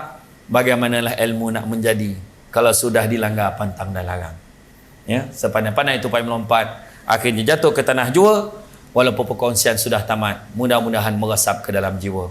Budak-budak membuat galah nak menjolok buah berangan. Kalau ada silap dan salah, dikata tidak, dicaci jangan. Tenang-tenang air di laut, sampan kelok mudik ke Tanjung, hati terkenang mulut menyebut, jasa baik pihak Tuan menjemput, rasa nak junjung. Rasanya cukup sekadar itu.